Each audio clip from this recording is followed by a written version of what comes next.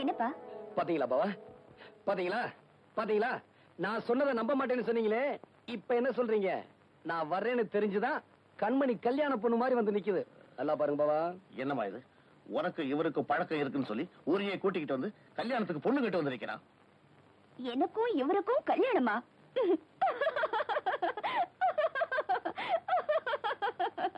ஐயோ,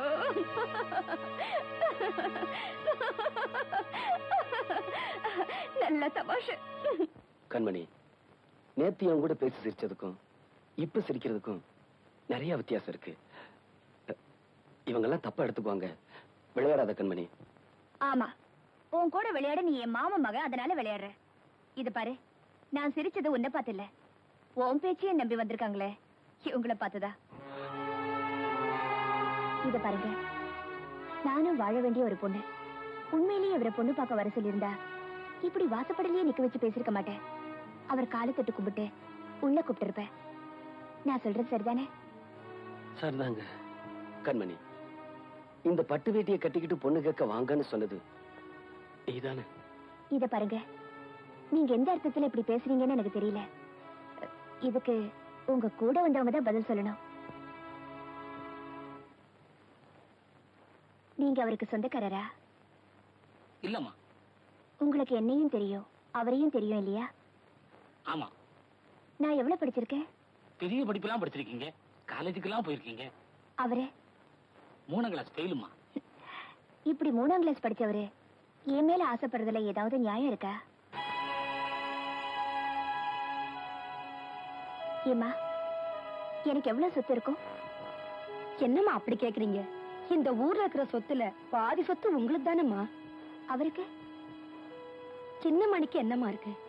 ஒரு ஓட்ட ஹார்மோனிய பெட்டியும் ஒரு ஓட்டு வீடும் தானமா இருக்கு. இப்படி எதுவுமே இல்லாதவரே என் மேல ஆசைப்படுறதுல ஏதாவது நியாயம் இருக்கா? ஏன் பாட்டி, எனக்குன்னு அப்பா அம்மா எல்லாம் இருக்காங்கல்ல? ஆமாமா. அவருக்கு அந்த தம்பி தாய் தப்பன் பேரே தெரியாத ஒரு அனாதம்மா.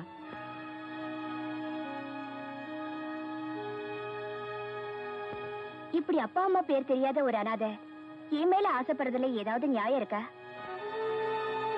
இப்படி எந்த விதத்திலுமே நியாயம் இல்லாத ஒருத்தர் உங்களையெல்லாம் இங்க கொண்டு வந்து நிப்பாட்டி இருக்காரு.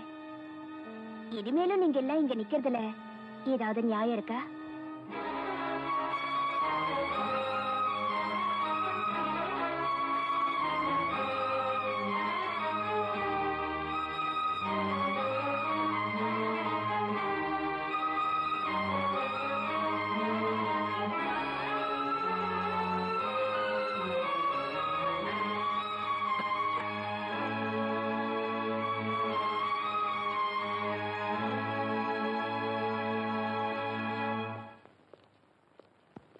கண்மணி, என்னம்மா?